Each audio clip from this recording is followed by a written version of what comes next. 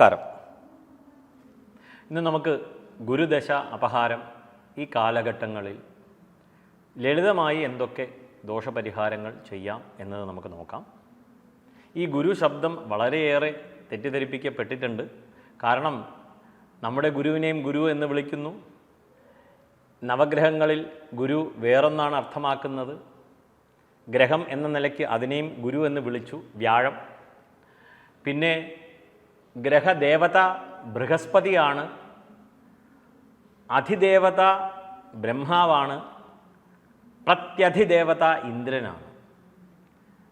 അപ്പോൾ നമുക്ക് 4 കാര്യങ്ങളുണ്ട്. ഏത് ഗ്രഹം എടുത്താലും ഗ്രഹം, ഗ്രഹദേവത, അധിദേവത, പ്രത്യധിദേവത. ഈ ഗുരു നമുക്ക് ജ്യോതിഷത്തിൽ മാത്രം ഒതുങ്ങി നിന്ന് നമുക്ക് ചിന്തിക്കാം. വ്യാഴദശയിൽ അപഹാര കാലഘട്ടങ്ങളിൽ ആദ്യമേ തന്നെ 2 വരി ശ്ലോകം. ദേവാനാം ച ഋഷീണാം ച ഗുരും കാഞ്ചനസന്നിഭം ബുദ്ധിഭൂതം ത്രിലോകേശം തം നമാമി ബൃഹസ്പതിം എന്നുള്ള 2 വരി ശ്ലോകം. വളരെ ലളിതമാണ്, ഏവർക്കും ശീലിക്കാം.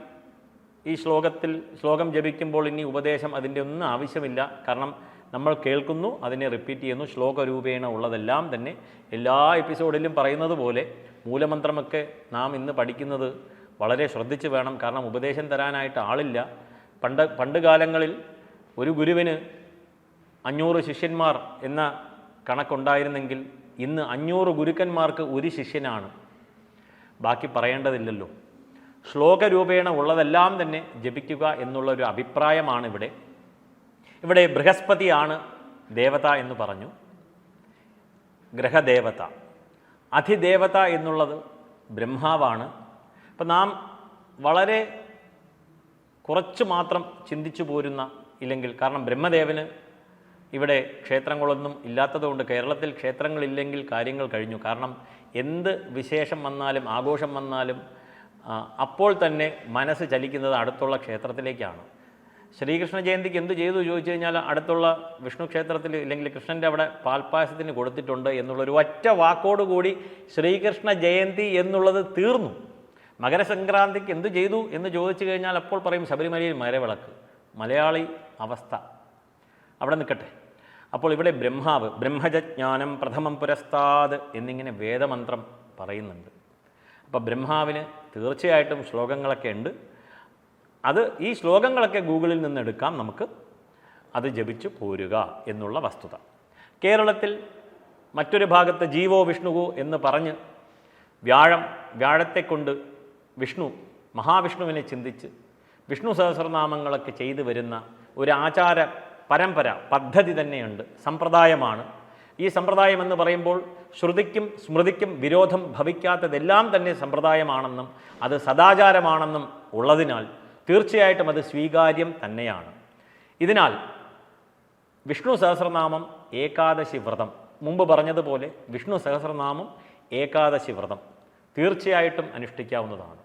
മഹാവിഷ്ണു പ്രീതിക്കായിക്കൊണ്ട് വ്യാഴാഴ്ച തോറും, നമുക്ക് ഏവർക്കും അറിയാം, ഏത് മഹാക്ഷേത്രങ്ങളിൽ പോയാലും വ്യാഴാഴ്ച ഭയങ്കര തിരക്കാണ്. മഹാക്ഷേത്രം എന്ന് ഉദ്ദേശിച്ചത് വിഷ്ണുവിൻ്റെ മഹാക്ഷേത്രങ്ങളിലെല്ലാം തന്നെ, പത്മനാഭൻ്റെ അവിടെ, ഗുരുവായൂർ, എവിടെയായാലും നല്ല തിരക്കാണ്. വ്യാഴാഴ്ച മഹാവിഷ്ണുവിനെ പ്രീതിപ്പെടുത്തുന്നത് എങ്ങനെയാണ്? ഭജനം എന്ന് പറയുമ്പോൾ തന്നെ ഭജ സേവായാം എന്ന് ഭക്തിക്ക് പറയുന്നുണ്ട്. ഭക്തി എന്ന വാക്ക് ഉദ്ദേശിക്കുന്നത് തന്നെ ഭജ സേവായാം. അതിനെ ഇംഗ്ലീഷ് വൽക്കരിക്കുമ്പോൾ അത് ഡിവോഷൻ അല്ല, ഭക്തി ഈസ് ആൻ ആറ്റിറ്റ്യൂഡ് എന്ന് ചിന്തിച്ച് നോക്കിയാൽ കുറച്ചുകൂടി നമുക്ക് മനസ്സിലാവും. ഭക്തി ഈസ് ആൻ ആറ്റിറ്റ്യൂഡ്. തിരിച്ച് കാര്യങ്ങളിലേക്ക് വരാം. നല്ല ഭക്തിയോടുകൂടി വിഷ്ണു സഹസ്രനാമം ഒരാവർത്തി ജപിക്കുക, ഇതൊരു ശീലമാക്കുക. ഇതെല്ലാ സ്ഥലത്തും പറഞ്ഞു വരുന്നു. കാരണം ഇതൊരു ആദ്യ പടിയാണ്. അതായത് സന്ധ്യാവന്ദനാദികൾക്ക് ശേഷം ആദ്യം എന്ത് ചെയ്യണമെന്ന ചോദ്യത്തിൽ ശാസ്ത്രത്തിൽ പറയുന്നു, ഉത്തരം ഒന്ന് തന്നെയാണ്, വിഷ്ണു സഹസ്രനാമം ജപിക്കുക എന്നുള്ളത്. വളരെ ലളിതമായ കാര്യമാണ്, 1 രൂപ ചെലവില്ല. ഏകാദശി വ്രതമിരുന്ന് വിഷ്ണു സഹസ്രനാമം പാരായണം ചെയ്യുക. വ്യാഴാഴ്ച തോറും മഹാവിഷ്ണുവിന് തുളസി കൊണ്ട് അർച്ചിക്കുക, ചെറിയ കാര്യമാണ്. പിന്നെ നമ്മൾ ചെയ്തു വരുന്നത് ദക്ഷിണാമൂർത്തിയെ പ്രാർത്ഥിക്കുന്നുണ്ട്, ധന്വന്തരിയെ പ്രാർത്ഥിക്കുന്നുണ്ട്. ഇതെല്ലാം നല്ലത് തന്നെയാണ്, ഇല്ല എന്ന് ഒരിക്കലും പറയുന്നില്ല. വ്യാഴാഴ്ച തോറും ആ ഗ്രഹത്തിന് പറഞ്ഞിട്ടുള്ള ധാന്യം കടലയാണ്, കറുത്ത കടലയാണ്. ആ കടല വാങ്ങി ആർക്കെങ്കിലും ദാനം നൽകുക. മാസത്തിൽ ഒരിക്കലെങ്കിലും തൻ്റെ ജന്മനക്ഷത്രം തോറും, വ്യാഴാഴ്ച തന്നെ വേണമെന്നില്ല, തൻ്റെ ജന്മനക്ഷത്ര ദിവസം ദാനം നൽകിയാൽ വളരെ പുണ്യമാകുന്നു. നക്ഷത്രം കൃതപാപ സഞ്ചയഹരം നക്ഷത്രം ഹരതേ പാപം.